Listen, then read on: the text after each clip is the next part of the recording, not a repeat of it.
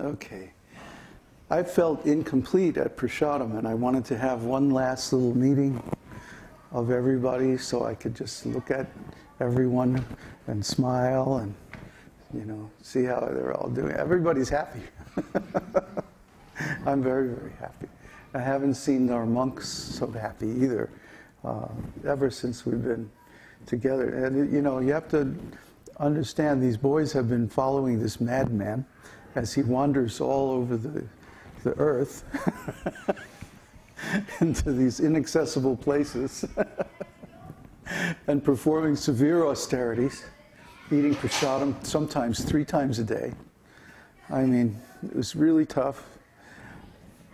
And we, you know, we had all kinds of adventures and misadventures, and but actually, it's been really wonderful. And now this event puts it all in perspective that was the training. You see, I was leading up to something. The things that I exposed you to, you know, the stuff that we all learned, the things we practiced in the ashram. See, this was all leading up to an event like this. And of course, this wasn't exactly planned. It was pretty spontaneous. What was it, just 2 or 3 weeks ago? All of a sudden we decided to do this? And 6 weeks ago. Yeah. Boom. I mean, it just all came together like amazing. So it was obviously Krishna's arrangement. Krishna wanted us to come together and meet one another. We've been corresponding online for so long, and it was really great, you know, to be able to meet everyone face to face and to serve Krishna together, chant together, take prasadam. I mean, you know, I'm just like, wow, this is great. But for us, monks, it's just the beginning. In India, we want to have these things regularly. And of course, we'll have tremendous facility there for doing that. And there's many devotees there, and there's so many temples and everything. So, you know, we'll have, I think, increase more and more in these transcendental activities. These are transcendental pastimes. What we're doing in Janmāṣṭamī or any mahotsav, any festival, is actually what we're going to be doing in the spiritual world eternally. This is just the training, a little taste for what it's going to be like. You know, so when you're sitting there in the morning and it's cold and you don't feel good and you have to chant and you want to go back to sleep, just think of this, you know, and how this is going to be. It's going to be like this forever. In the spiritual world, every day is a festival day. It's said that every speech is a song and every step is a dance. Yeah. So there's a completely different atmosphere in the spiritual world. It's constant festival. Yeah. So we're looking forward to joining that transcendental festival, and this is the training. This is the price of admission. Is doing the festival itself here in the material world. And then when we get to the spiritual world, we'll know everything, what to do, because we already did it here. See? These same activities that we're doing here, we'll be doing internally in the spiritual world. Yeah? That's the wonderful thing about devotional service. It's eternal. All these processes, all these activities are eternal.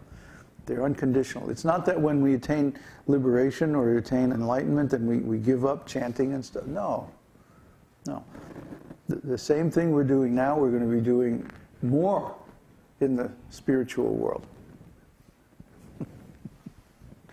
So that's his job. He's supposed to do that, and we're supposed to ignore him. Do not pay any attention to the man standing on the balcony, the camera.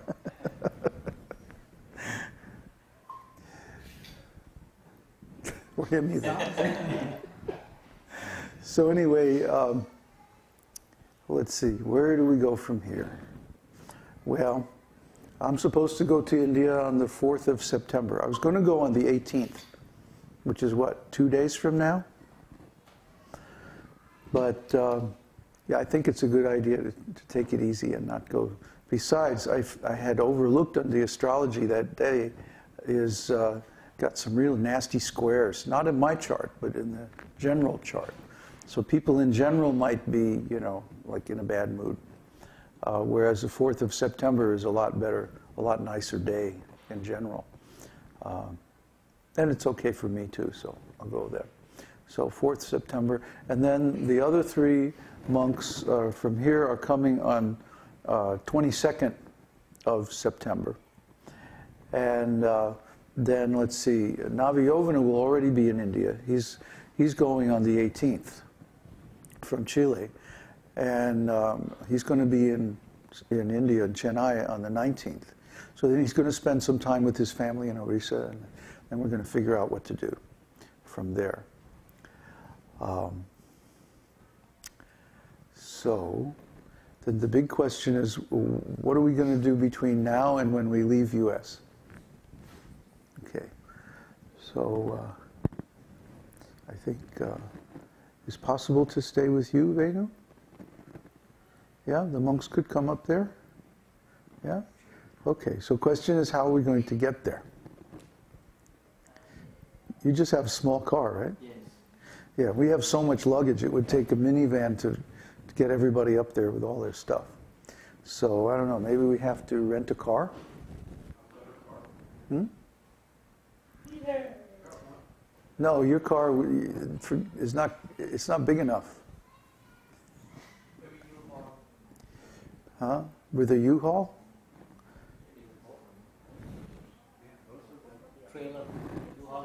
Get a U-Haul trailer?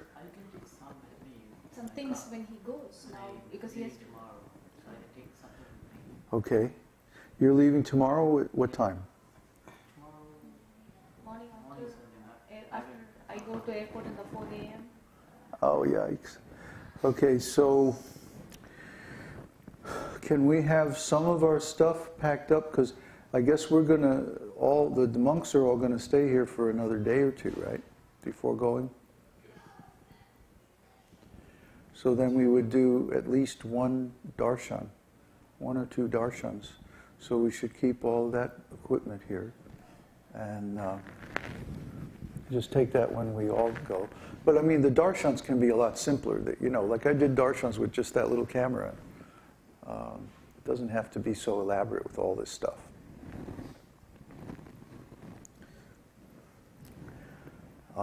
And then we can either rent a car or rent a trailer. You want to go up to Buffalo with us? I don't know where that is. Huh? I don't know where that is. Upstate New York. 6 Oh, hours. Buffalo, 6 New hours. York. North. 6 hour drive. North. Yeah, oh boy. Canada border. Niagara Falls. When is the travel date? We haven't figured that out yet. Yeah, I might not be able to afford that. Well, We'll figure it out. well, that's why we're here, is to figure it out. If we rent a van, we could probably rent a van for $50 and put gas in it. Van. And then take everybody up there in one trip. And that would be very simple. Then maybe if we have a few extra bags, you can take them now, and then we'll just come up there, you know, when we get around to it. I think that would be the simplest thing. And then if you want to come up there, Peter, you're quite welcome, I guess. When are you going? In a day or two. Okay, so I'll figure it out. Okay. See how easily we resolve all these questions. Can you imagine a bunch of materialists doing this?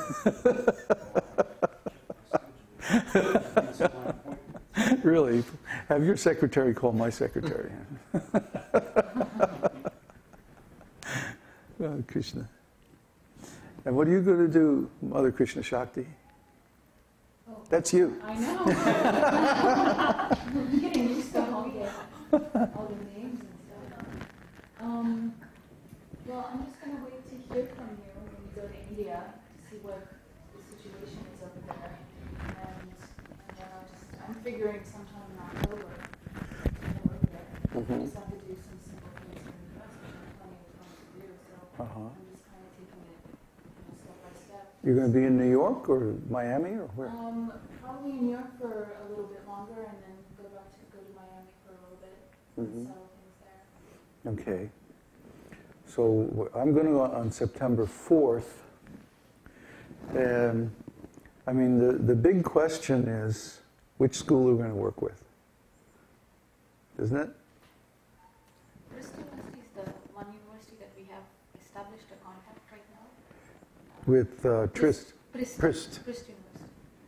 So that's where I see we can start something. Yes. Working. We can certainly do that. Yeah. So that will be the starting